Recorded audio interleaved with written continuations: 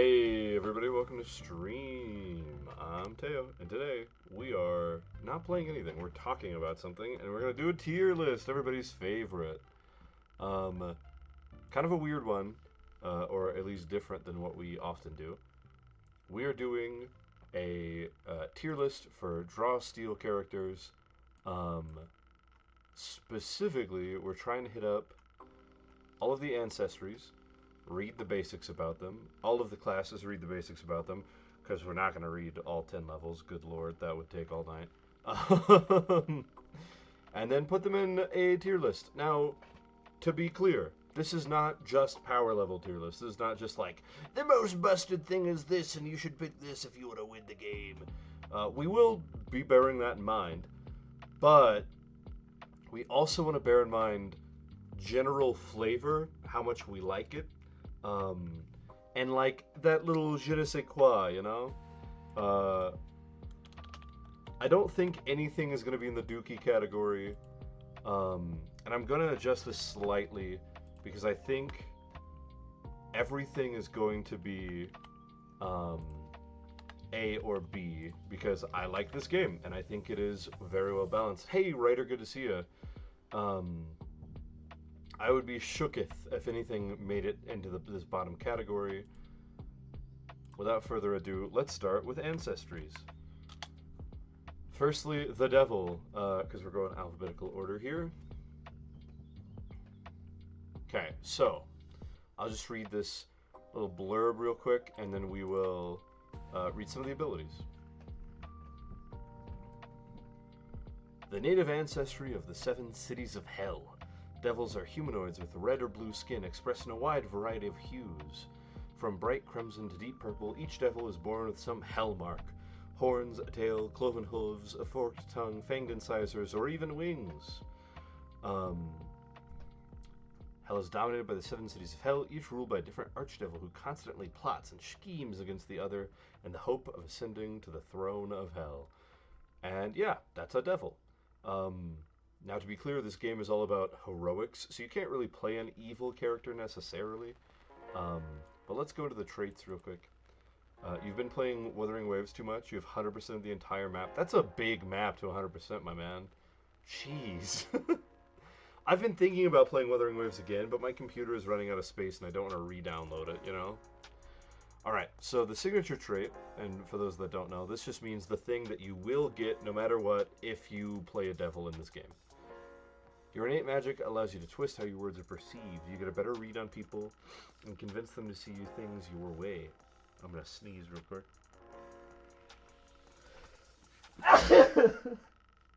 What? I don't know, it's just funny the way I made eye contact as you sneezed. You've gathered 114 wishes? Good gravy, dude. What was I saying? You have one skill of your choice from the interpersonal skill group, and you gain an edge on tests when attempting to discover an NPC's motivations and pitfalls during a negotiation. This is a pretty good trait, but I kind of don't like it, because it means if you're playing a devil and you have a negotiation going on, your party doesn't want anybody else to do the read person stuff to figure out their motivations and pitfalls. And so it becomes like it doesn't matter what your character is like, you have to do this. And everybody else just doesn't anymore. And I think that is poor game design, if that makes sense. So it'll get a knock on it for that. But as far as flavor so far, amazing. I love the concept of doing deals with devils. The silver tongue, great flavor, big fan. Here are the purchase devil traits. You have 3 points, and you can spend them on these that are all 1 or 2 points. Barbed Tail. Punctuate your actions once per round when you make a melee strike. You can deal extra damage. Beast Legs make you faster. You have speed 6. This is great. A lot of Ancestries have speed increase, and it's just super busted. Very effective. Go fast. Go fast is great. Also, the concept of big hoofed legs is cool. Glowing eyes. Your eyes are a solid, vibrant color that flares to show your excitement or rage. Whenever you take damage from a creature, you can use a triggered action to deal a creature psychic damage equal to a d10 plus level, which is kind of a lot in this game. There's not a lot of rolled damage in this game. And it's also just cool. Alright, Hellsight. Your eyes let you see through darkness, fog, and other obscuring effects. You don't take a bane on strikes made against creatures with concealment. And that's pretty cool. I don't think this will actually come up a lot, but it's neat. You should explain what all those words mean. I don't need to. If you've ever played any tabletop role-playing game, you comprehend it, right? Bane is bad. Edge is good. People can comprehend that. You know what a strike is. It's hitting somebody. You know what creatures are. You know what concealment is. Well, It's concealment. What do all those words mean together? Well, it doesn't matter. Like, Summarize. how do I put this? If you can read English and you know good, bad, you can comprehend what this means. This means that normally when punching somebody through concealment, bad. But if you pick Hellsight, not bad. Right? It's not complicated. It's not rocket science. If this was a rules video where I was trying to teach somebody how to play, I would obviously break down those words. That's fair. But realistically, it's the medic. You have Hellsight. You can see through darkness. Like, you get it, right? Anyway, impressive horns. Your horns are larger than the average devil's. They're a hardened representation of your force of will. When you make a saving throw, you succeed on a roll of 5 or higher. That just means your saving throws are 1 better. It gives you an extra 10% chance of succeeding on saving throws, which is good. I don't know if it's worth 2 points. I guess it is, because that's, like, saving throws in this game are important. Prehensile Tail allows you to challenge foes on all sides. You can't be flanked. I don't know if that's that good either. Flanking only gives you an edge. Like, it's not that good. I don't know. I've been flanked before and it sucks. I guess. Flanking's not a big deal. You say that, but it sure does feel like one. I guess. Wings. This is an interesting one. You possess wings powerful enough to take you airborne. While using your wings to fly, you can stay aloft for a number of rounds equal to your might score, minimum of 1, before you fall. While using your wings to fly at 3rd level or lower, you have damage weakness 5. So, damage weakness 5 just means every time you take damage, you take an additional 5 damage while using your wings to fly, if you are 3rd level or lower. This is interesting. Wings can be really powerful. It doesn't... Okay, so I kind of hate some of the draw steal abilities, because this is fiddly, but more than that, it doesn't really tell you what your fly speed is. It just makes the assumption that you comprehend that if you can fly, you can do the same speed as you would on the ground, right? But that's fine. Wings are cool. A devil with wings is sick. It being kind of a weaker flight ability is also good. It being tied to might, I'm not sure if I like. I would prefer if it was tied to your highest ability score, because it means if you're playing, like, a character that doesn't care about might, you're only going to get to stay up for a round, sometimes more than that, but usually not, and I think that's pretty lame. It means that wings is exclusively for martial classes, and I think that sucks. I would much rather that not be the case, you know? Yeah. But I also get it. Might is flavorful, and I comprehend why. But, like, I don't know, man. Let me fly! Yeah, let me fly. Fly around!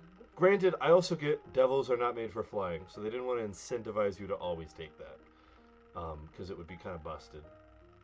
All in all, flavor, immaculate. I love the old school classic devils making deals at crossroads. And in fact, in this little blurb, it talks about how the devils you see in the material plane are there either because their parents got stuck or they got stuck. They were summoned for a deal with the devil, and then the person they were making a deal with died or something. They never got to resolve the deal, so they never got to go home, and they got stuck in the material plane. And 1, that's hilarious. 2, it's flavorful, and I'm a big fan. It's a classic devil trope, and I'm just a huge fan of it. So for flavor, super high quality, great. Everybody loves to play a sexy devil man. As far as like specific abilities, it's good. There's nothing that would make me really want to take it. You know what I mean? It gets the bonus to speed, and it can fly, and that's cool. But other than that, it does some extra damage. It can't be flanked. Like, I don't know. It's nothing crazy. I wouldn't write home about it. If it had cooler abilities, it would go higher. But that plus the flavor, easy A plus even. On to the next class. this is a favorite of mine, the Dragon Knight. Um, Games that have dragon people are better than games that don't. Let's read That's a some. strong take. It's just a fact. Also, could you check audio to see if this background music's too loud? Let's read some blurb. The ritual of Dracogenesis that grants the power to create a generation of dragon knights, also known as draconians or wormwights, is obscure and supremely difficult for even an experienced sorcerer to master. Small populations of draconians in Kamara, Hikara, and these other places attest to this. Descendants of original generations created millennia ago by powerful wizards. They have never been numerous. A typical clutch yields only a single egg. After only a few generations, these draconians begin to show new adaptations like feathers or frilled ridges. That's interesting. I did not know any of this. The largest extant population of draconians is the remnants of the dragon phalanx in Vazloria, created by Good King Omen's wizard Vitae. The dragon phalanx once numbered several thousand, and the king's greatest knights, several thousand of the king's greatest knights, ensuring the rule of law across the land. Or in other words, everybody used to be a knight, and now the most of them are descendants of those knights. And I think that's great flavor. But this is a made ancestry. Like, they are generated through Dracogenesis, whatever that is. Super huge fan of getting a classic fantasy creature or thing or trope and making it your own, making it cool and flavorful and your own thing. Big fan. This brings it really high for me from the get-go. Plus, the dragons. They can, like, breathe fire and stuff. It's so sick. Okay, let's talk signature trait. Worm Plate. Your hardened scales grant you damage immunity equal to your level to one of the following damage types: acid, cold, corruption, fire, lightning, or poison. You can change your damage immunity type when you finish a respite. That just means if you level 1, you have damage immunity 1, which means if you take 3 damage, you take 1 less, if it is the type that you have picked this time. And you get to change it every time you take a respite, which is pretty cool. Alright, you have 3 ancestry points. Everything is 1 or 2 points. Let's read these. Also, for reference, this is okay. There's nothing about it I like or dislike. I wish it was the fire breath thing or just something more dragony, but I get it. I like it. I like the concept of tough dragons, and I also comprehend why breathing fire, having wings would be too broken to be signature. Draconian Guard. Whenever you or an adjacent creature takes damage from a strike, you can use a triggered action to guard against the blow. You reduce any damage from the strike by an amount equal to your level. That's pretty cool. It's pretty bad at lower levels, which is when you're picking this, obviously. Draconian Pride. You let loose a mighty roar to shake your foe's spirits. 1 burst, so every space around you. It targets every enemy next to you. It does some damage, pretty modest damage, and it pushes them. That's pretty good. It's not bad. Hate that it's 2 points for such little damage and whatever, but it's okay. Dragon Breath. 3 cube within 1, so 3 by 3 cube that is adjacent to you by 1. That's sweet. Each enemy in the area, so that's 9 enemies theoretically. And it does 2, 4, 6 damage. Great. And you get to pick the damage type: acid, cold, corruption, fire, lightning, or poison. Gross. This is a really powerful ability. Great. Finch has a draconian character, and she killed, what, like 18 goblins with this ability alone, over using it just twice. Yep. It was fantastic to control those minions. Prismatic Scales. Select 1 damage immunity granted by your trait. You always have this immunity in addition to the immunity granted by the Wormplate. That's cool. So you can pick 2. So like you can pick fire and then also have like lightning or something, and that one you get to change. That's neat. This makes the signature build much better, and 1 point isn't too bad. Remember your oath. This is 1 point. As a maneuver, you can recite the following oath until the start of your next turn. If you make a saving throw, you succeed on a 4 or higher.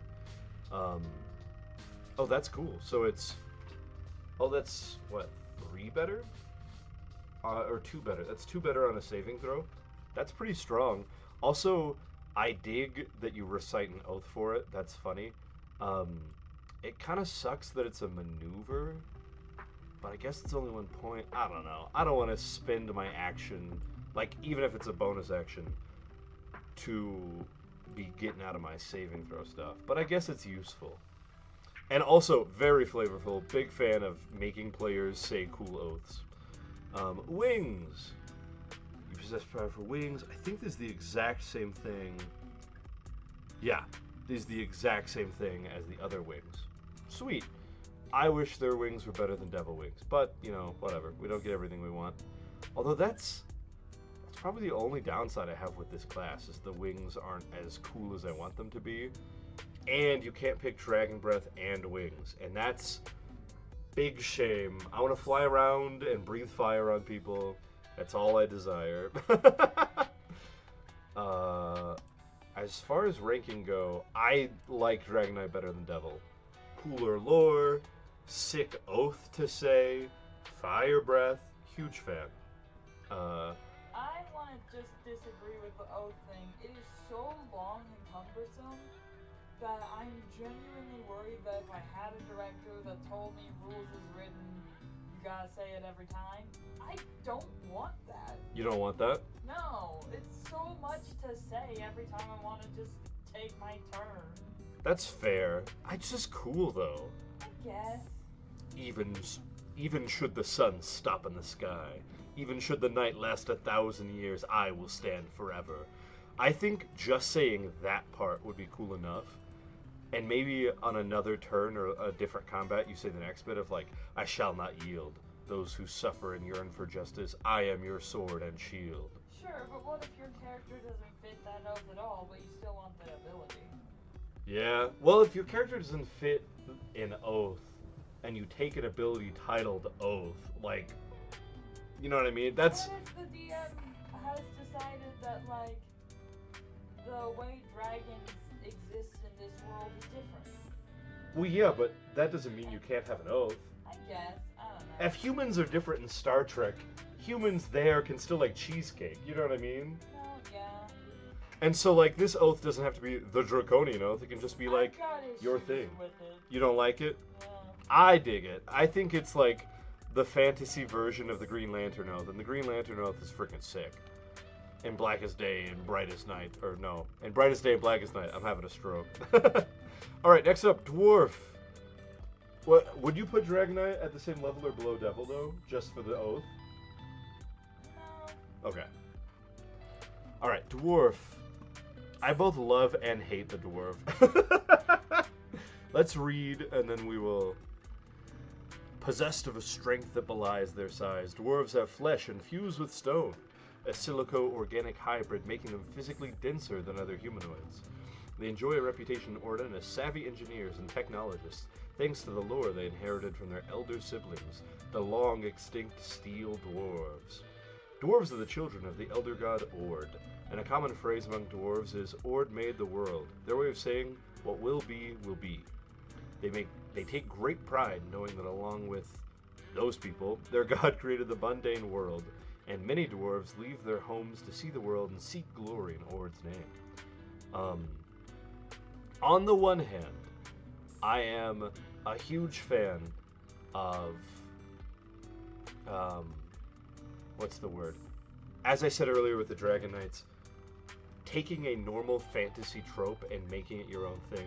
So these aren't like normal dwarves. They're not covered in beard hair and intricate braids, and they have like this stone skin and like crystal growths, and they're all bald, and that's cool, and they are their own thing. However, they're bald purple people, and it's the classic thing of like, I like it, very cool. I wish it was pretty. Granted, dwarves probably shouldn't be pretty. That makes them more dwarf-like, if that makes sense. Okay, signature trait, runic carving. You can carve a rune onto your skin with 10 uninterrupted minutes of work, which is activated by the magic within your body. The rune you carved determines the benefit you receive, chosen from among the following. Big fan of stone skin that they carve tattoos into. Freaking sick. Detection. You pick a type of creature and it glows when you're around them. Sick, amazing, perfect. This is the one I would pick every time because it's dope. Um, Light. Your skin sheds light for 10 squares. You can turn it on and off. Great, very cool. Voice. You can communicate telepathically with a willing creature you have met before who is within 1 mile of you. You must know the creature's name and they must speak and understand the language you know. You and the creature can respond to one another as if having a spoken conversation. You can communicate with a different creature by changing the rune. That's so cool. So in this game, there's not that many utility spells, so something like this is just so handy. Super dope. Big fan of all 3 of these. It would be hard to pick between detection and voice at any given moment. But it only takes 10 minutes to fix it, so as long as you're out of combat, not in a dangerous place, you just change it, you know? Alright. But basically, signature trait, perfect, amazing, would never... This is perfect. S+, amazing.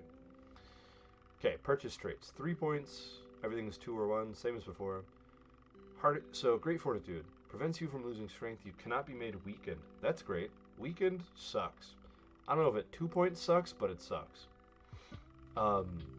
Finch was in a combat yesterday where she got weakened, what, like 4 times? Yeah. I forget what it did, though. Weakened gives you a bane on all of your power rolls. Ah. Yeah. Or -2. That sucked. Yeah, it did suck. Grounded. Your heavy stone body and connection to the earth make it difficult for others to move you. You have a +1 bonus to stability. Great. Amazing. Awesome that it's 1 point. Honestly, I would accept if this was more than 1 point because stability is kind of hard to come by. Spark off your skin. 2 points. Your stone skin affords you potent protection. You have +6 bonus to stamina, and it increases by 6 at 4th, 7th, and 10th levels. That's really good. Great feature. Stand tough. Your body is made to withstand the blows of your enemies. Your might score is treated as 1 higher for the purpose of resisting potencies. You gain an edge on might tests when called for to resist environmental effects or creatures' traits or abilities. Really good for a 1 point thing. Jeez. All of these rock. What the heck? Pun not intended by saying they rock. Stone Singer. For 1 point, you have a magic connection to the earth. When you spend 1 uninterrupted hour singing, you can reshape any unworked mundane stone within 3 squares. You can't destroy the stone, but you can move each square of it anywhere within 3 squares, piling it off to one side to dig a hole or building it up to create a wall. That's so cool. Imagine you're getting ready for a scary fight and the war armies, I can't believe I couldn't remember the word armies. The armies are coming in, barreling down on your castle, and you spend a few hours and you sing forth a gate of stone to block their way, or pits that you cover with leaves so as to trap them. Like, this is sick. This is so cool. Or imagine you hear singing and out from under you a tunnel opens up and like dwarves attack. This is so cool. Dude, all of these abilities rock. Even if the flavor of this class, or not, Ancestry was the worst flavor of all time, they would still be S class for how good these abilities are. And on top of that, the flavor's good. This might be, hot take, unless we find something else, this may be the best Ancestry. Which is funny, because I hate how ugly they are. What do you think, Finch? I don't think any of that sounds insanely powerful. I think you're just hyped about it because you haven't seen dwarves played a lot. Whoa. You don't think that having +1 stability and +6 stamina just for being a dwarf isn't cracked? You're forgetting that those +6 only come intermittently, not every level. Otherwise it would be cracked. But as it stands, it's kind of just like... It's like having a second kit. Imagine if you will, a dwarf with the shining armor kit Meaning that they would start with an extra 18 stamina. We're not talking about the ceiling. We're talking about the average, you know? Well, but the average is that I you get have that it's really good. a third but, more like, hit points than you normally would. I don't know. I don't think it puts it above anything we've seen, you know? This is way more powerful to than the be dragon honest, abilities. Playing this game a ton, I don't think stability is that valuable. You say that, but yesterday, because of stability, you took like 10 extra damage, and Ian's character took none because he couldn't get pushed into walls and stuff. Stability is really good in this game. Oh, I forgot I had stability in that scenario. Oh, you should have taken way less damage, pal. Yeah, well, I didn't know that. I'm telling you, stability is really good. Here's the thing. This would not make for a crazy busted mage or whatever. It would be better because you have extra hit points or whatever. And it's cool. All of the abilities are thematic and interesting. But, like, if you're using a dwarf and you make a gross tank that, like, front lines and takes all the damage for the party members, this is a lot. You know what I mean? Yeah. Plus, like, tell me you're not sold on Stone Singer. That's so cool. Well, I'm not. So. That's so cool. What are you smoking? Alright. I'm putting Dwarf in S, and if Finch didn't have a stupid opinion, I would put an S+. Alright, let's go check out humans. Wait, not humans. Wodos. You're not supposed to be here. W doesn't come before H. But E does. But E does, you're right. Okay, well, let's do Wodos then. Children of the Sylvan Celestials and masters of the elf-haunted forest called Wodes, Wodos see all forests as their domain by birthright. They know and enjoy their reputation among humans for snatching children who wander too far into the woods. Humans should fear the trees. The Wood Elves' natural ability to mask their presence, called Glamour, complements their guerrilla style of fighting, letting them strike quickly from cover, then meld back into the underbrush. These traits also make the relatively few Wood Elves who dwell in cities naturally adept at urban warfare. Big fan of the Wood Elves. Another thing of like, man, I wish they didn't look so like animalistic and ugly, Honestly, but I love that they do. I'm really into their creepy look, you know? I think I'm elves so into it. elves should be alien, and these feel are like the alien. Fae, you know? Yeah, exactly. Elves should feel scary, and they super do, you know? Okay, let's get into their traits. Signature trait, Wood Elf Glamour. And this is cool. All the elves have a glamour, but this is the Wood Elf Glamour. You can magically alter your appearance to better blend in with your surroundings. You gain an edge on tests made to hide and sneak, and tests made to search for you while you are hidden take a bane. This doesn't seem like it's that good. It's very good. We have a Wood Elf in our long-running campaign, and this comes up every 20 minutes, I swear. Okay, the purchasable stuff. 3 points, same deal as before. Forest Walk, you can shift into and while within difficult terrain.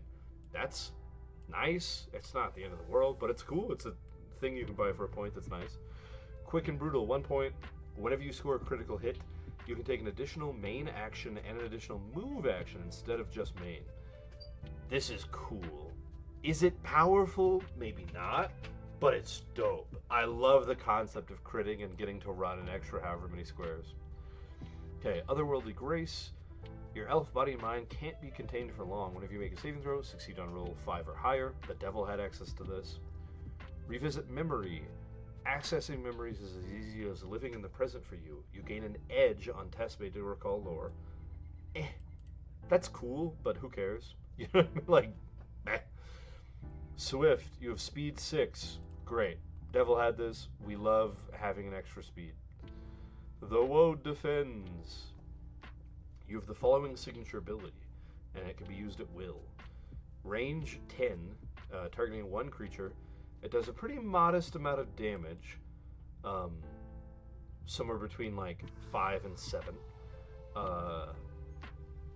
However, if their agility is bad, they are slowed, And slowed is nasty because it makes your speed become 2. And it doesn't get any bonuses from your speed bonuses, it just is 2. I got slowed once, and I just decided there is no point in chasing after the enemy. I'm just gonna sit here and use my range stuff. Yeah, when you get slowed and the combat is moving, you're out of the combat. Like it's really good.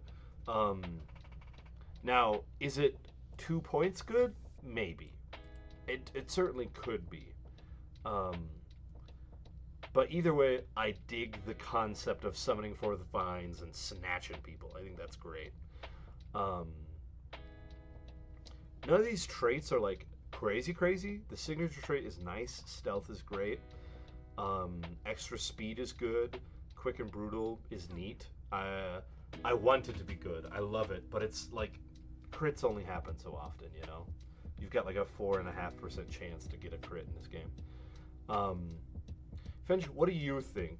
We have Devil, Dragon Knight, and Dwarf. Where would you put Woad Elves? And relative to them, what do you think about Woad Elves? I think Because flavor easily S. Very cool, very scary. I think as far as like they're middle of the road, but on the high end of that road, you know? I don't think they offer any more than Devils, but I do like the flavor better than Devils. I think they offer a lot. You and I have seen their stuff in action, and it is surprisingly useful. Like what? Like the hiding thing. Well, yeah, but like, I don't know. Having an edge on stealth checks is not like it's great. It comes up all the time, but it wouldn't put it next to Dragon Knight, in my opinion. Maybe that's just because I really like playing sneakies. That's true, but it doesn't kill 9 goblins. You know what I mean? It doesn't fly or reshape terrain. Yeah. But it is cool and useful, right? It comes up for sure, right? Which is nice. A lot of signature abilities don't come up, or they trivialize parts of the game that you don't want to be trivialized. Okay, let's talk High Elves. High Elves, gorgeous in this game. I love the concept that they have like bits of precious metals in their skin. I think that's so cool. Okay. Children of the Solar Celestials, created to tend their libraries and attend to the true elves as heralds. High Elf history describes a better age, before the coming of humans and war, a time when the Celestials were still in the world, and all that mattered was art and beauty. I feel like they would get high and just like paint. In the millennia since their creators retired to Arcadia, the High Elves built a civilization for themselves, primarily living in and among the fallen celestial sky cities. With no creators left to please, the elves continue as they did before, collecting lore and knowledge, worshipping art, and turning more inward and distrusting of outsiders with each generation. Dig it. I love High Elves as a concept. They're so pretty. They get so many pretty points. And I love the concept of just really into art and minding their own business. Okay. Signature trait, High Elf Glamour. A magic glamour makes others perceive you as interesting and engaging, granting you an edge on presence tests using the flirt or persuade skills. This glamour makes you appear and sound slightly different to each creature you meet, since what is engaging to one might be different for another. However, you never appear to be anyone other than yourself. Great. Super flavorful, super interesting. Getting an edge on these is kind of fine, but cool. Like it's a nice little roleplay addition, but it's nothing mechanically that makes me excited. And also, it does the same thing the Devil signature trait does, which is trivialize other players during negotiations, and I think that that's bad. But other than that, I think cool. you're weighing it down too much. I mean, aren't What are you talking about? Devil's still got A+. no, but like I don't know. When you keep saying it trivializes other players in negotiation, but aren't a lot of the abilities trivializing other players in combat? Like, No, isn't the whole point to trivialize it? no, not at all. If that were the case, then this would be a builds game where you pick the best stuff and you try to beat everybody else and have better characters than your fellow players. But it's a synergy game. We're trying to synergize together and use abilities in concert with one another. And it's not bad that there's a character who is naturally better at persuasion checks, but it means in roleplay heavy moments like negotiations, for instance, that the person playing a high elf will just be the spam persuade monkey, um, and everybody else doesn't get to do that part, if that makes sense, because mechanically they're just worse at it. You know what I mean? Um, and so it disincentivizes people to want to play that role if there is a high elf in the party, and it makes the person playing the high elf feel bad for disincentivizing other people.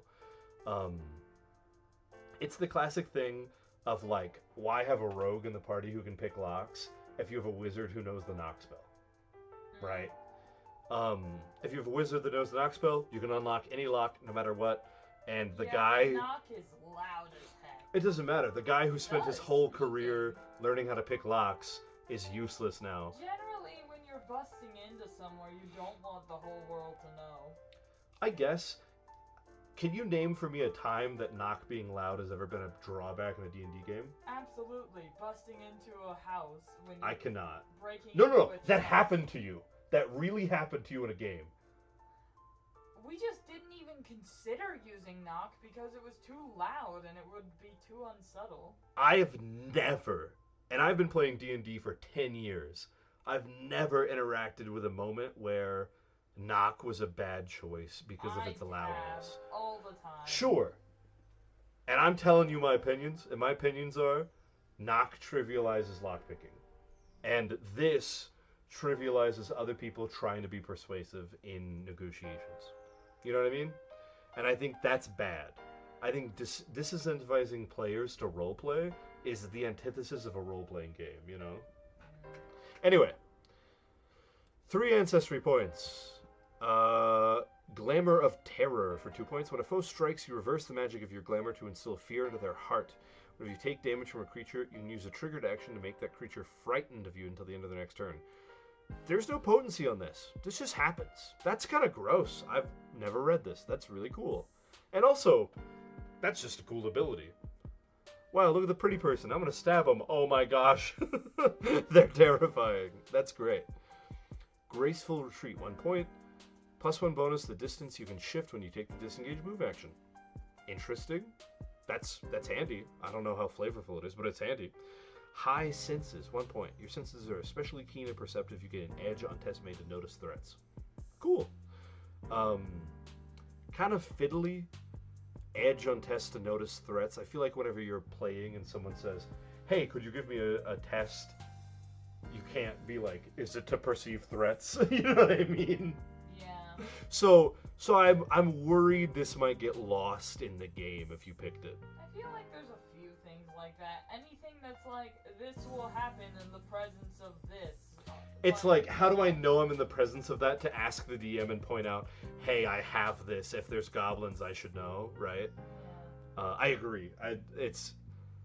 This can get lost, and so it kind of makes me not want to take abilities like that. Anyway, Otherworldly Grace. 2 points. Your elf body and mind can't be contained for... Oh, this is the saving throw succeed 5 or higher. Great. Like 3 different people get this. Cool. Revisit memory. Oh, same thing as the Woad Elf. Edge on test recall. Lore. Unstoppable mind. Your mind allows you to maintain your focus in any situation. You cannot be made dazed. Oh, that's really good. Okay, for reference. Dazed is a condition that says you can only take one. You can either maneuver or action. You cannot both.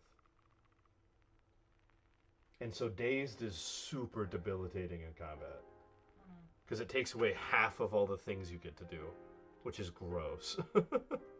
So just not getting dazed ever is kind of neat. It feels lame to pick it because it's not a proactive choice, but it's super helpful. Like, I like it. I think Glamour of Terror is the coolest of these. Okay.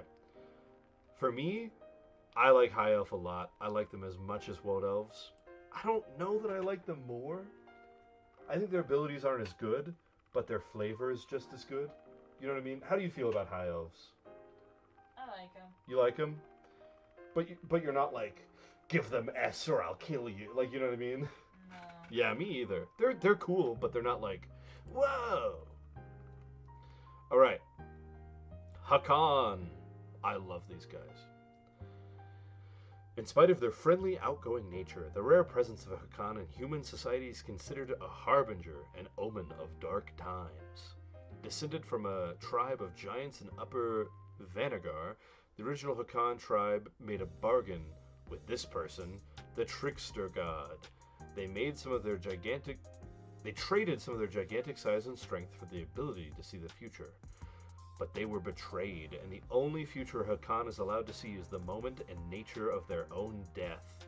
These visions are never of some mundane tragedy.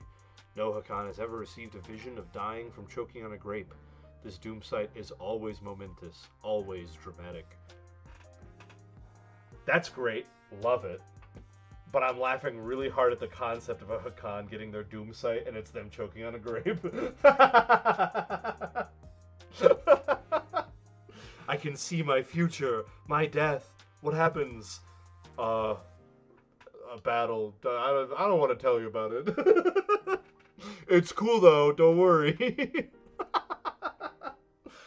Okay. Let's talk traits. Signature trait. Big. Best name of any signature trait. Big! Exclamation mark. Your stature reflects your giant forebears. Your size is 1L. That just means you're a little bit bigger than everybody else. You'll still only take up a square, but because you're bigger, you can push people further and do other stuff, like pick stuff up that's heavier than you should be able to pick up. It's neat. It's helpful. If you're building something that cares about pushing people around, very strong ability. 3 ancestry points. All is a feather for 1 point. Exceptionally strong. You gain an edge on tests made to lift and haul heavy objects.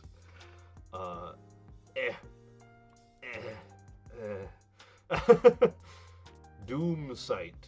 This is 2 points, and I am not going to read all of it because it's huge. But the basic premise is you talk to your director, or your DM or your GM, however you want to call it, and you predetermine the encounter in which your character will die. And until that moment, you cannot die. And if you would die, you instead turn into a pile of stone that reincarnates 12 hours later. Not reincarnates, but like comes back to life 12 hours later. Whenever you choose to do the death thing, and you're fighting and you become doomed, is the way it's worded, you basically go ninja mode, and all of your attacks and all of your abilities are max. They do their best that they can, and at the end of the combat, no matter what, you die, and you cannot be resurrected. And I think Doomsight is the coolest, most flavorful thing that is low-key such a waste. Because, like, I like it, and I think it would be awesome for a player to come to me and say, I want to build a Hakan, I want to be doomed, and I want to have a moment where I have this cool death scene. However, I know as a player, I would hate to make a character with their end in mind, if that makes sense. I would love that personally. Sure, and that's the thing is, I want players to come to me with that and say they want to do it. However, as a player and amongst talking to other players, I comprehend that it is rough to like pick ahead of time when you're gonna die and to decide in a combat encounter to use it. You know what I mean? Plus, if the person who's picking it is gaming the system, they just care about this third part, which just means that you can't die, and so it feels kind of cheatery if you're gonna game the system. Though that could be said, like bad actors exist no matter what. So Doomsight is sick. I really like it. But I know it can be a polarizing ability that would make people upset. You know what I mean? Especially if your fellow players don't want your character to die. Not giving them a choice about it is sucky. A little bit. Or it can be. Anyway. Forceful, 1 point. Whenever you force move a creature or object, the force movement distance gains a +1 bonus. Super powerful. Really strong. I don't see a reason you would never take this because it's just 1 point. Great Fortitude. You can't be made weakened. That's pretty cool. It's exactly what the dwarves can do. Stand tough. Your body is made to withstand blows of enemies. Your might score... Okay, so you're better at resisting might potencies, and you get an edge on might test for resisting effects. Um, it's these last two abilities are literally the exact same ones as the dwarf abilities, and they're okay, but they were my least favorite dwarf abilities. The weakened, like no weakened, is nice. So if I was doing this based on just Doomsight and Forceful, that'd be great. That's what I would pick every time, probably. The other ones I find are like situational and okay. Um, but I would probably never build a Hakan without picking Forceful and Doomsight, you know? Because it's just cool. Um, anyway, big fan of these guys. I also recently learned that they are like Persian culture inspired, which I think is neat. Um, Finch, what do you think about how the Flavorfully,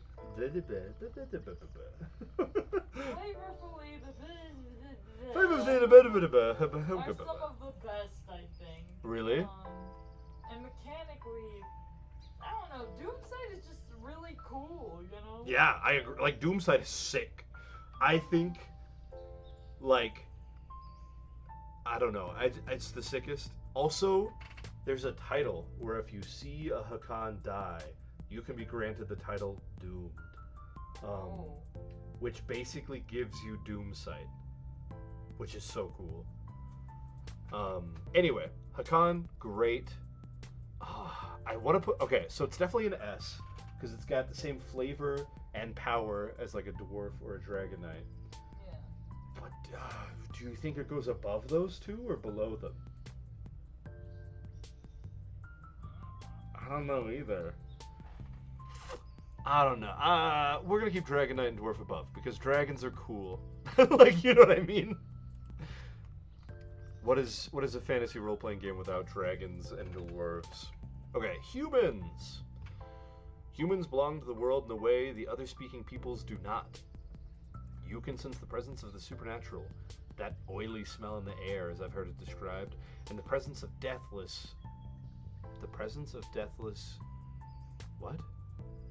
Oh, deathless isn't like undead people. Okay, yeah. Causes the hairs on the back of your neck to stand up. Or why do you think graveyards affect you so? Whatever magic is, its grip on you is light. Whatever drives the deathless, your nature rebels against it. No one knows why this should be.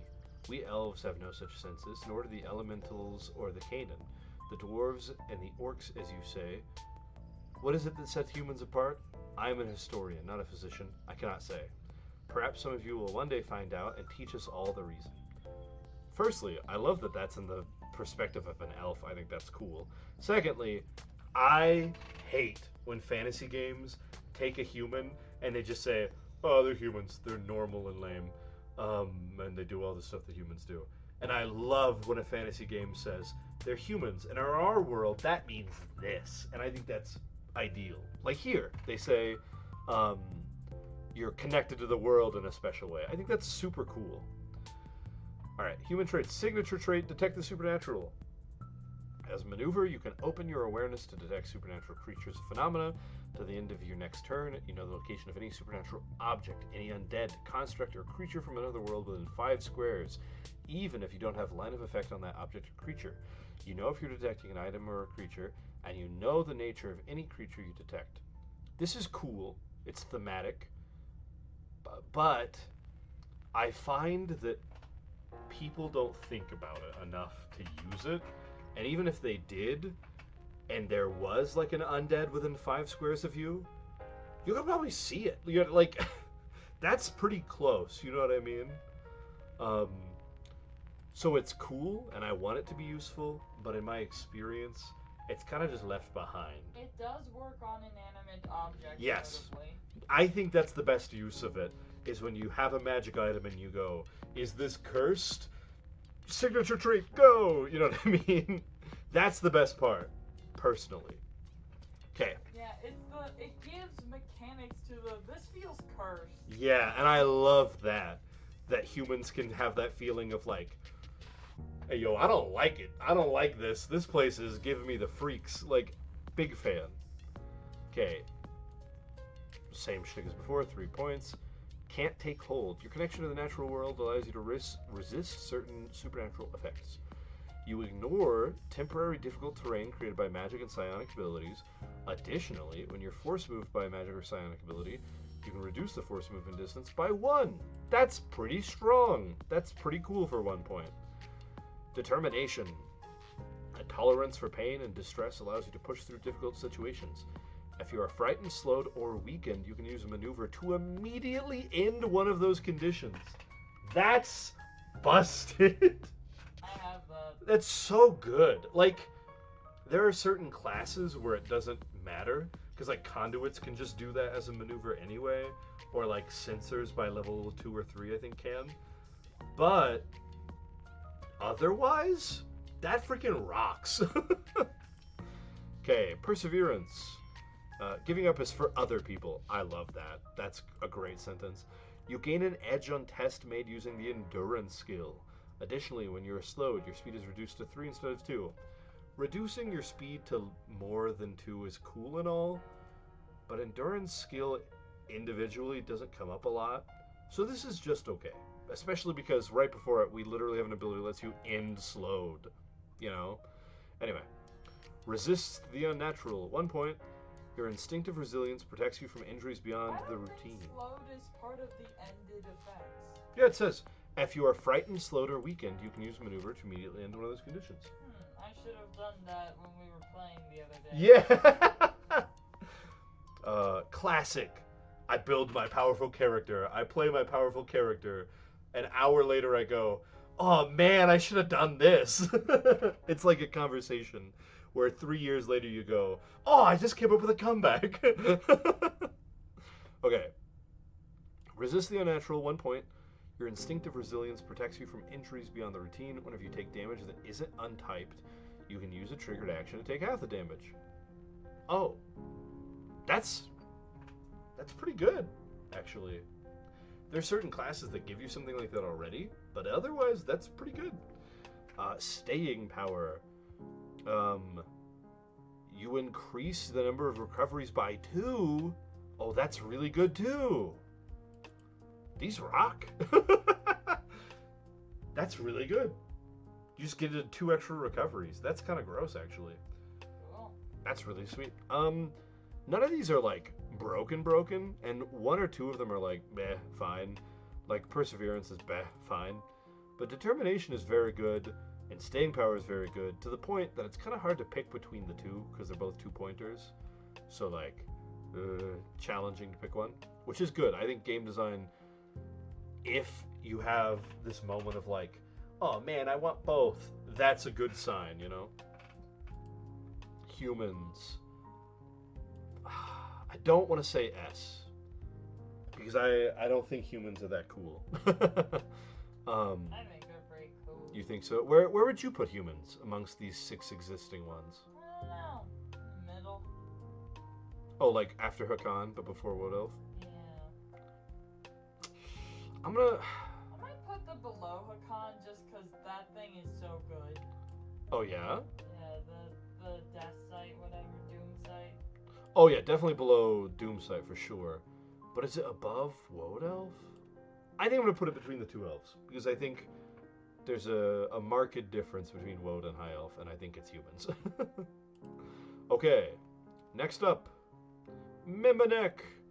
I love these guys. They're one of my favorites. The native denizens of Axiom, the plane of uttermost law. Miminek dwell in a land with lakes and trees and birds and flowers, but on this alien world, the lakes are seas of mercury. The birds glitter with wings of glass, stretched gossamer thin, and the flowers' petals are iridescent metal, as flexible and fragile as any earthly rose. The minds of Miminek are highly ordered. Their reason is their great pride. But when descending to the lower planes, including a manifold like Orden, where law and chaos mix, a sickness comes over them, an uncontrollable sensation called emotion. It's great. Perfect. Amazing. I love that. Love it. I'm not crazy about how sci-fi they are for a fantasy game, but the concept of a creature from another realm that is learning how to deal with emotions, ideal. Perfect. Lots of opportunity for roleplay and character building. Big fan. Okay. Miminek traits.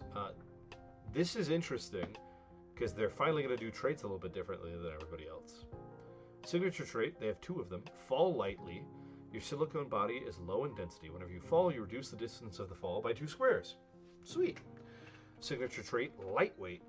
Your body is light for a creature of your height. Whenever another creature attempts to force move you, you treat your size as 1 size smaller than it is. So a downside signature trait, which is really interesting because it means that you now have 4 ancestry points to spend on stuff because one of your signature traits is bad. And I think that's cool. I like that. I think that's really interesting. So let's go through their purchase traits. I am a law for 1 point. Enemies can't move through your space unless you allow them to do so. That's very handy. Keeper of Order. Your action to Axiom, the Plane of Uttermost Law, allows you to manage chaos around you. Once per round, when you or an adjacent creature makes a power roll, you can use a free triggered action, okay, that's really powerful, to remove an edge or a bane on the roll, to turn a double edge into an edge or turn a double bane into a bane. Oh, that's really good. Wait a second.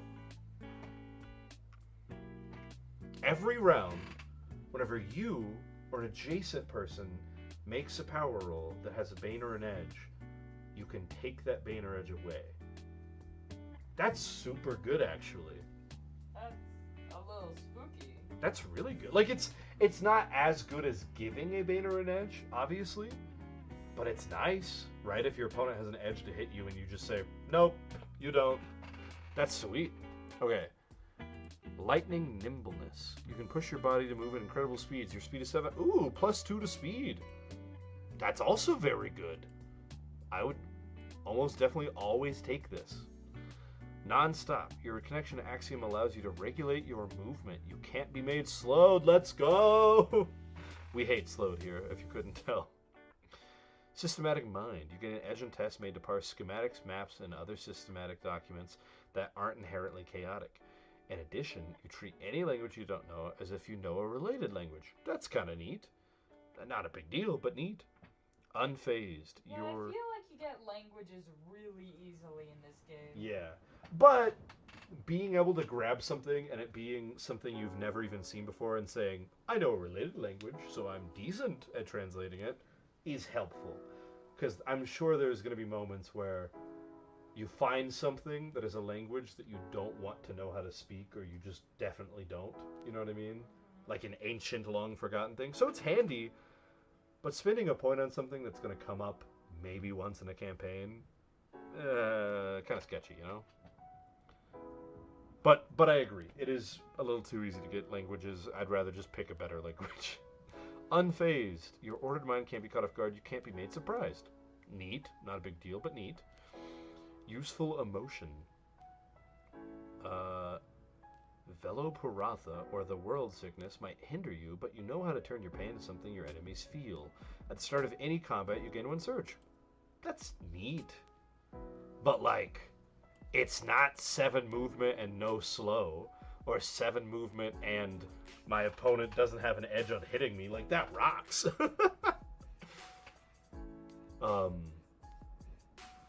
Yeah, I love Mimic. Flavorfully, they're great. They're the only truly original race in this book. Everything else has a analog in fantasy, but I don't think there's anything that is a Mimic in other games, you know? Can you think of anything? No. Because Warforged are kind of like it, but they're more like mechs than they are like glass people, you know?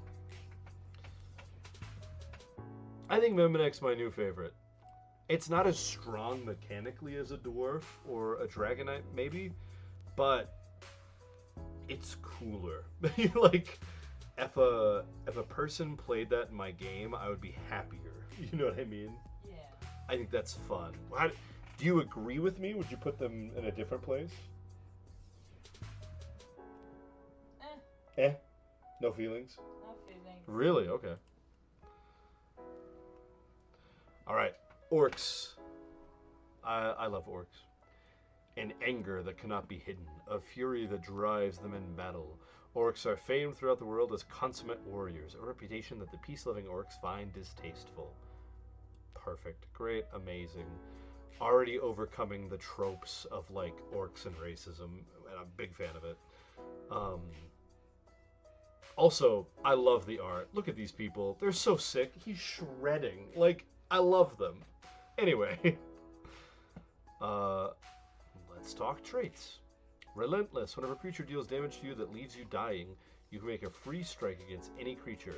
If the creature is reduced to 0 stamina by your strike, you can spend a recovery. I love that. You're like surrounded by minions, by goblins everywhere.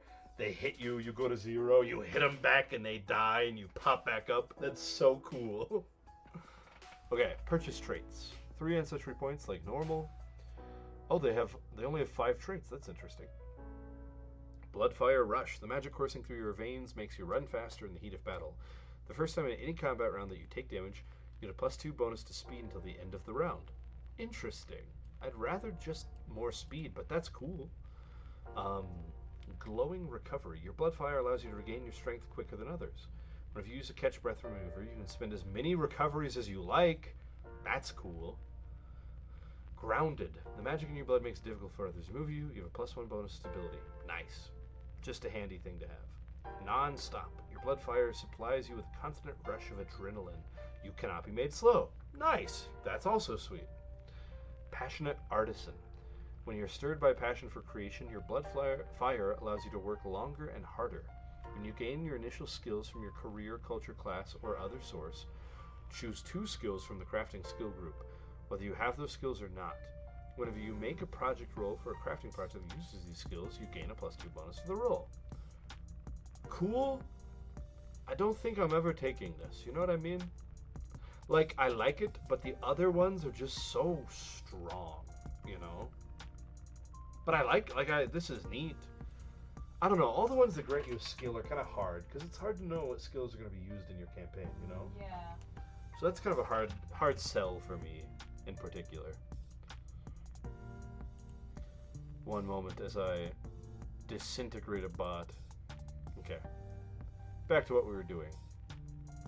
I like orcs. I would give them an A+.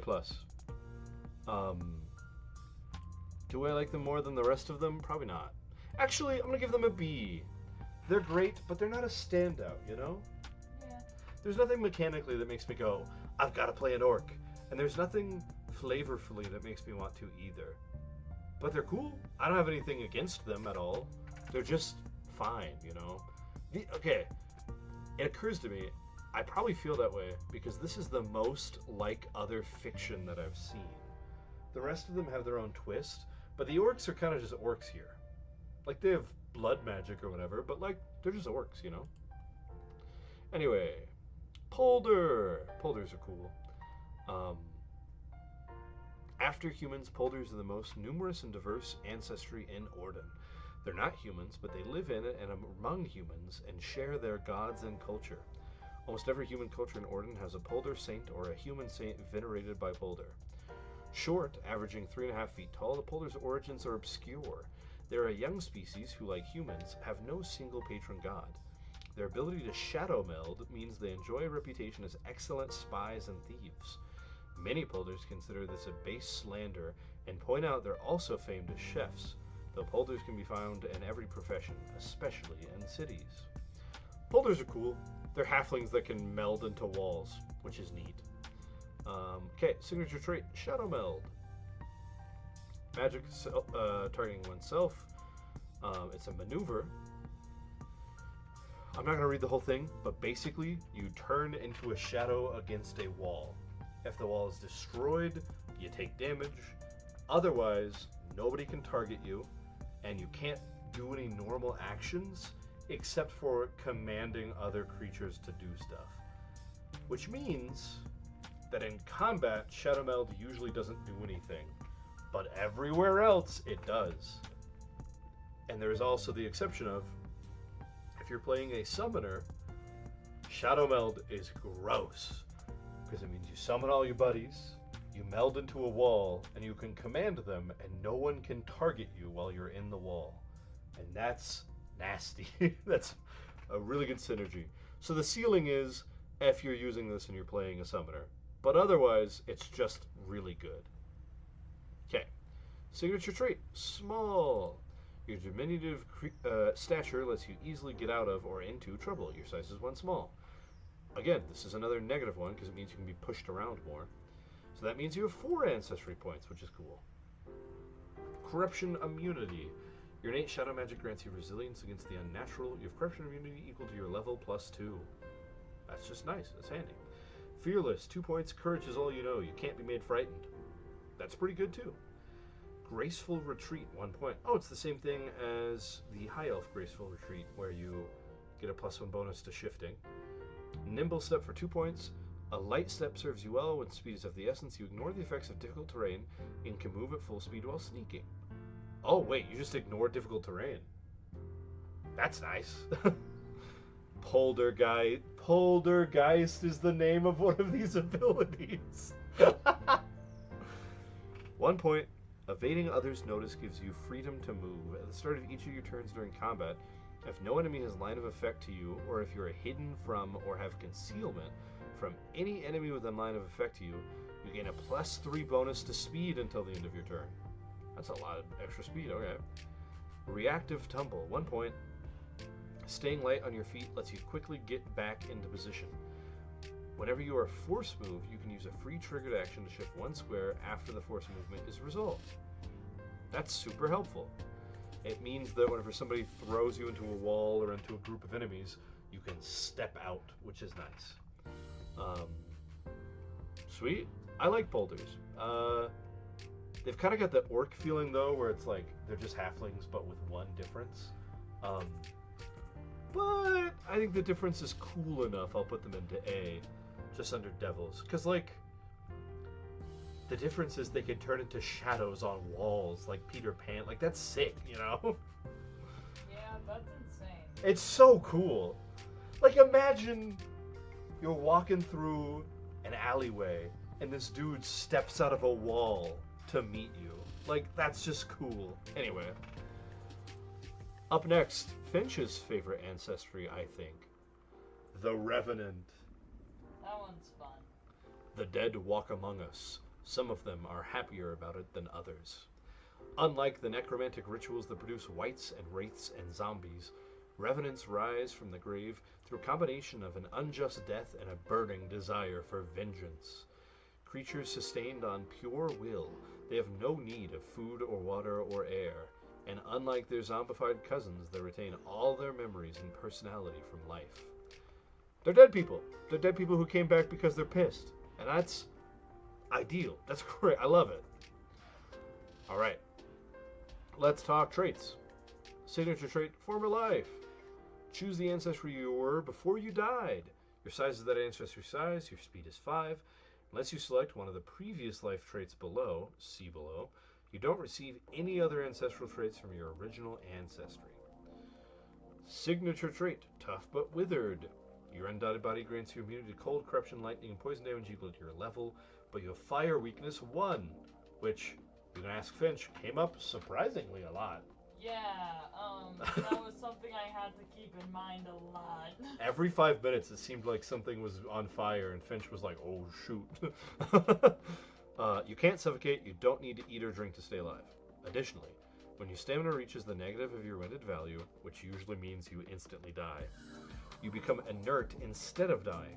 You fall prone and can't stand, you continue to observe your surroundings, but you can't speak, take main actions, maneuvers, move actions, or triggered actions. While inert this way, you take any fire damage, your body is destroyed and you die. Otherwise, after 12 hours, you regain stamina equal to your recovery value. That's great. You can't die unless fire. That's neat. You also have some immunity and some weakness.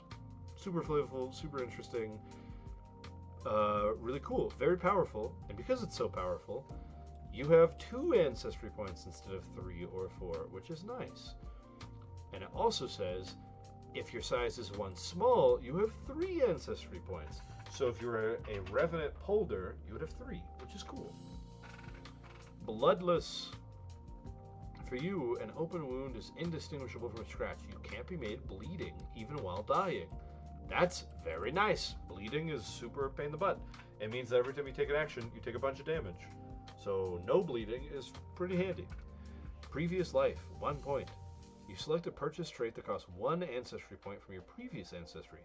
You can take this trait multiple times, selecting a different 1-point trait from that previous ancestry each time. That's cool. That's really handy. It means if you wanted the Hakan extra push thing, you could take that. Or if you want the extra speed from your Woad Elf that you are, you could take that. Previous life, 2 points. It's the same thing, but for a 2-point ability, which is also cool. It means if you're a undead dragon knight, you can breathe fire, which is freaking sick. Undead influence. Your supernatural gifts allow you to influence other undead. You gain an edge on reason, intuition, and presence tests made to interact with undead creatures. Eh. Yeah. Yeah, I took that and I wish I had taken the bleed thing. Yeah, what are the odds you ever... Oh, the bleed thing is 2 points. Oh. What are the odds you ever, like, need to make a intuition or presence or reason test with an undead, you know? Not high. And then finally, this one, which I think should have been their signature, but I get why Tough But Withered had to be their signature. Vengeance Mark. Basically, it lets you mark somebody, and then it lets you explode the mark. And so long as someone is marked, they don't know they're marked, and you know where they are at all times. And it's so cool, and it's so thematic, and it's so, like, vengeance-y. But it's 2 points, and it being 2 points makes it hard because you have all these other cool things, you only have 2 points, and you can get the other stuff from your previous ancestry. So it's challenging to ever take this, but this is cool as heck. You know what I mean? If I was a Revenant who used to be a human or one of the other races that I don't care about the ancestry abilities of, I would take this. However, if I was a Revenant of a Dragon Knight, I couldn't help but to take the Dragon Breath thing. Like, come on, you know what I mean? An undead dragon breathing fire? That's too cool. Anyway, Finch, I will allow you to really weigh in on this one because you got to play a Revenant. Yeah. What do you think? Man, being the group healer, like, it made me feel like I was actually doing healing. I tried to build like a healer character in other systems before, and it felt like I just was never doing enough. This one, it felt like, I don't know, like they were relying on me. And then we played a game without a healer, and it sucked. I realize I'm talking more about the class than the race. You sure are. When we get to Conduit, I will take that in mind. Yeah. So how do you feel about Revenant? Revenant is really fun. I like that I got to pick and choose, like, what was... Like, I was a Revenant High Elf, and I did not have the glamour thing. Yeah. And so it was really cool to imagine that, like, this is the first time, like, he realized what he actually looked like. And, like, I don't know, the contrast with whatever race you had and what's there and what's not is really fun to play around with. Super agree. I think this is the only game that makes an undead player character dope. Every time other games I've played have undead player characters, they're not as cool.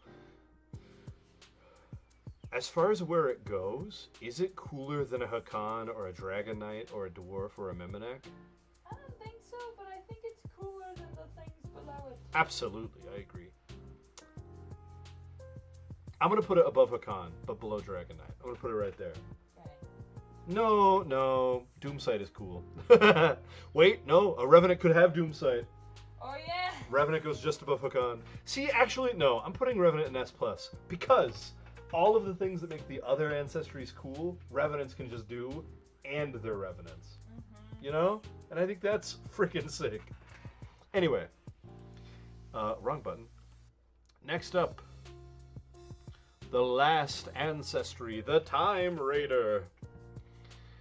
The original servitor species of the, however you say this word, evil scions with near godlike power, the Kurinzoroi, or however you say that word, the Time Raiders, liberated themselves during the First Psychic War. In the centuries since, they built their own culture and civilization as nomads of the timescape. The exonym, Time Raiders, was given to them by the denizens of the lower worlds, who, seeing the advanced technology Time Raiders wield, concluded they must be from the future. Great, cool way to explain their name. Extraordinarily rare in Orden, Time Raiders thrive in the Sea of Stars, the sea between worlds, where the winds of limbo roar. Cool. Important facts. They have sunglasses crystal eye. One eye, looking like sunglasses, and it's made of oak rock. They have 4 arms. They're yellow. They every art I've ever seen of them have mohawks because they're punks and they're pirates of space. And space pirate punks, very cool, very 70s and 80s. Also, looks like their lore is like a page longer than everyone else's, and that's cool. Okay, Time Raider traits, signature trait, Psychic Scar. Your mind is a formidable layer of defense. You have a psychic immunity equal to your level. Oh, cool. So when you take psychic damage, you take less. Psychic damage, I don't think comes up very often. So that's kind of the worst immunity to have, I think. But it's not, like, you know. Okay, Ancestry points. You got 3 of them. Beyond the sight. As a maneuver, you can adjust your vision. Yeah. Sorry to interrupt. Yeah, what you? Straight for a second. Sure. You okay? Yeah, I think I'm okay. I just need to check something.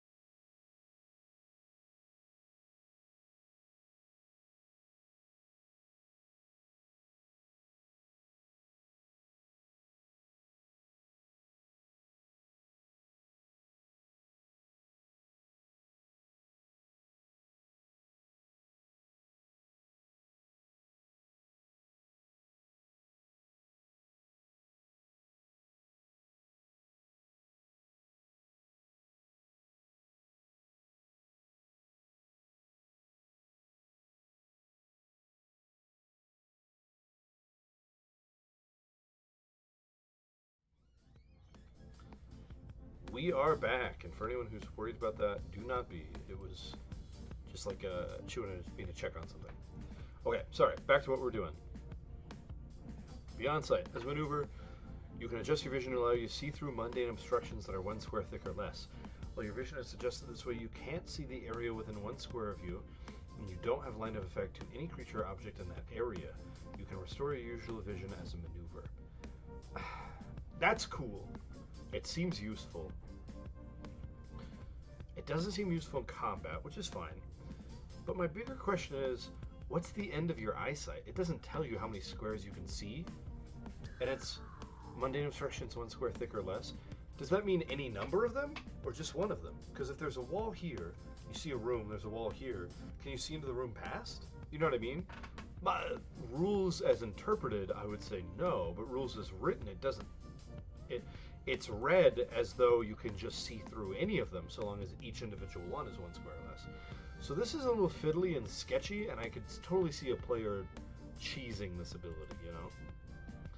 But otherwise, it's cool, it's interesting.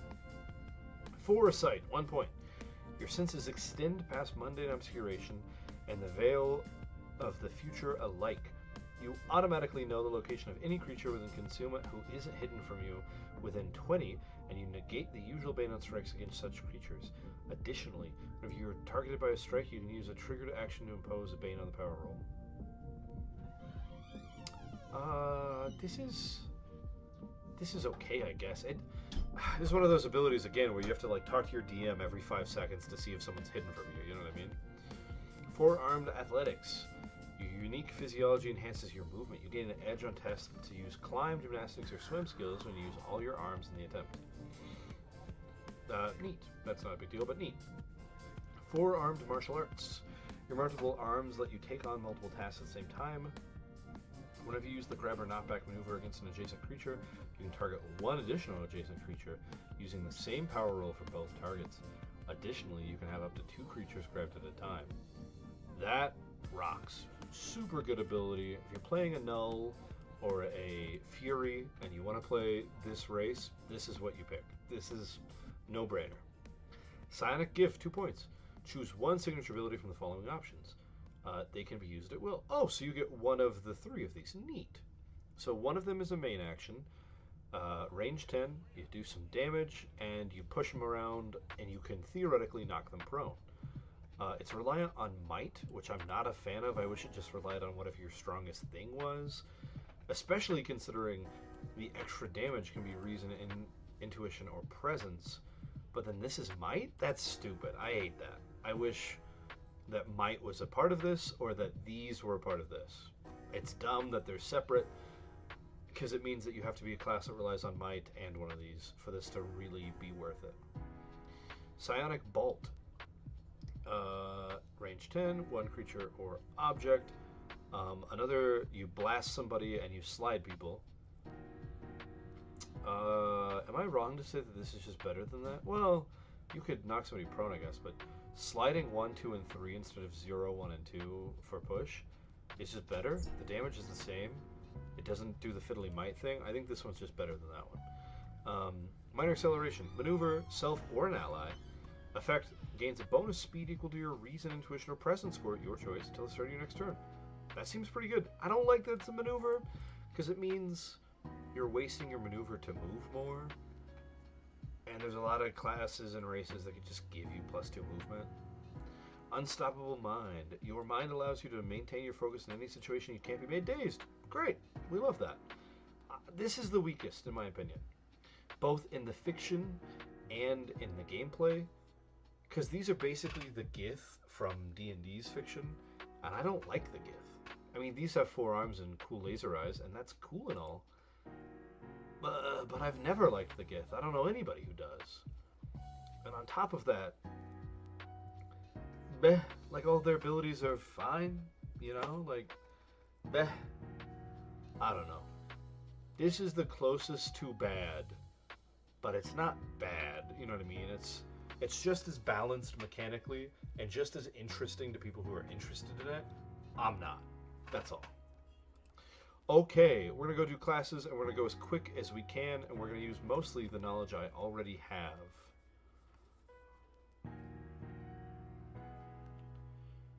Page 78.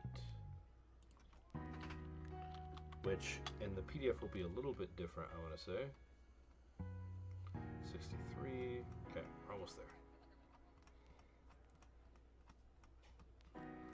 We're going to try to speed run these classes as best we can, but if we can't, we'll live. The Censor. Basically, the Censor is like wrath, wrath. God says to kill you. You know what I mean? They censor heretics and abominations and enemies of their God, which is cool. I love the fiction of that.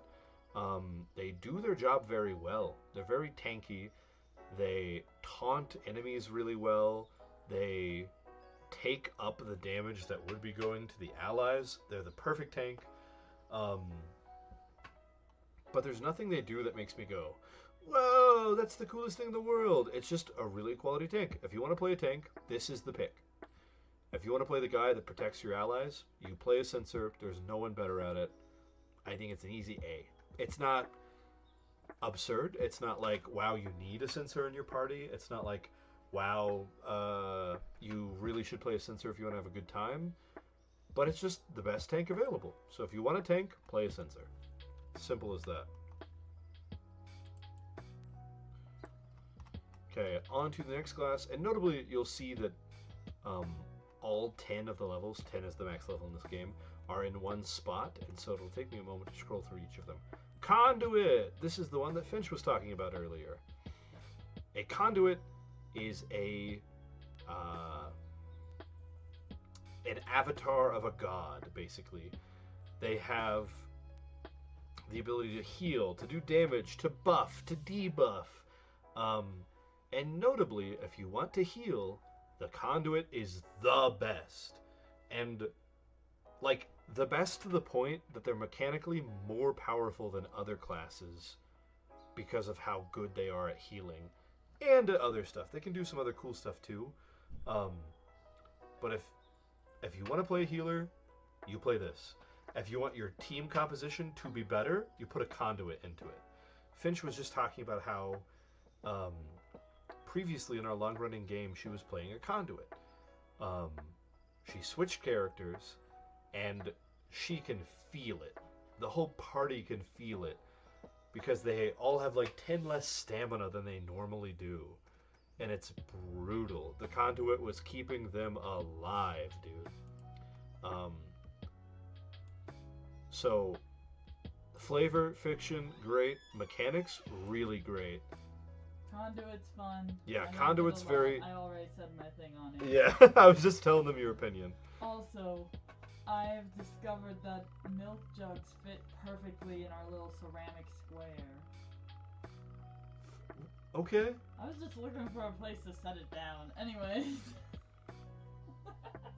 We have a baking tray about this big, and she's discovered milk jugs can fit there. Great. If you're ever wondering about an autism diagnosis, or ADHD for that matter, Elementalist, I love this art. It's so good. It's so good. She's so pretty. It's such cool art. Anyway, Elementalist is cool. It seemed weak to me, but it was being played by a new player, in a group of new players with a new DM or director, as this game calls it. So, like, it's hard to say that Elementalist is weak because reading through the class, which I've done before, it's cool. It has really cool abilities that you would think would be strong, but while actually playing, it felt a little weaker than everybody else. Granted, we were playing with a conduit, and as I said earlier, conduit's cracked. As far as classes go, it's at the very top of S, you know? Conduit's... If there was a best class, it would be Conduit, and since this was right next to the Conduit, it was easy to see that it wasn't as good, but flavorfully awesome. By level 2, he could summon up like 10 portals around him, and shove people through them, and jump through them, and appear anywhere on the battlefield. Really cool stuff. Easy A. Right next to Sensor. It's not game-breaking, it's not stupid, you don't need one, but it's cool, and it can do area effect damage like nobody else, and that's great. I also like that all of these classes seem to do something a little bit better than most other people. Also, this art is the best art in the whole book, in my opinion. It's so cool. Alright, the Fury! Next up is actually Shadow, because hesitation is weakness. Stop, no. But it makes sense! It does make sense, however... I'm trying to speedrun and you're making me scroll 20 pages. Fine. Have fun speedrunning. Fury. I'm going to put it above Sensor, but not at the same level as Conduit. It does almost the most damage in the game as far as I could tell. They push people around, they angy, they crunch. The joke Finch was making was because of an ability that the Shadow has that pisses her off. So when we get to the Shadow, I'll tell you all about it. The Null! Putting it below the Sensor, but it's very similar to the Fury. Just as much movement, a little bit less damage, a little bit more utility abilities. Also, I love that he's punching the soul out of this guy. Anyway, big fan of the Null. They're like a martial artist with psychic powers that let them increase their speed and change the order of time. All right, now for the shadow, my love. um, Basically, the shadow is the classic sneaky, stabby archetype of teleporting behind you, saying nothing personal, kid, and taking out your spleen. Um, as far as damage dealers, they're the best. As far as movement, they're the best. As far as annoying Finch, they're the best. They have an ability called Hesitation is Weakness, and it means that whenever Finch should be going as the director, or whoever is the director should be going as the director, instead the shadow gets to take their turn. And it's gross, and it's powerful, and it's annoying, and I love it, and it's funny. Tactician, good. I don't know where I would really put the Tactician. Every time I've seen one played, it was by a person who didn't know how to play them, but they seem powerful. I'll put it next to the Censor, because I think it's as good as a Censor. Basically, a Tactician, what they do is while other people are using a sword or magic, the Tactician is commanding his allies to do better. So he's letting them take extra turns, he's letting them do extra actions, he's letting them move whenever they're not supposed to be able to move, and move extra movement. It's great. Very tactical, very you are playing chess while everyone else is playing checkers. The talent. The talent is basically Jean Grey from X-Men, or Eleven from Stranger Things. They're really good. I would put them I would put them above the Tactician, because they have some of the same abilities of the Tactician, supporting people, where they can say, you get to do your ability again. But they also have crazy forced movement the way the Fury does. I don't think they're as good as a Censor necessarily, because I think the Censor's fiction is better. And I think the Censor being able to heal people on top of being able to crunch people is better. But yeah, I think this is a fair place for talent to go. And then lastly, the Troubadour. This is the class I know the least about. But I've done a couple deep dive I've watched some deep dive videos and I've read the class. Basically, a troubadour is the classic storyteller in a tavern who is recounting their tales and probably exaggerating them. And they're changing reality on the fly in combat by saying things like, oh no, that guy was never here. He's not a part of the story. And it just removes an opponent from the combat. Or they can add allies to the combat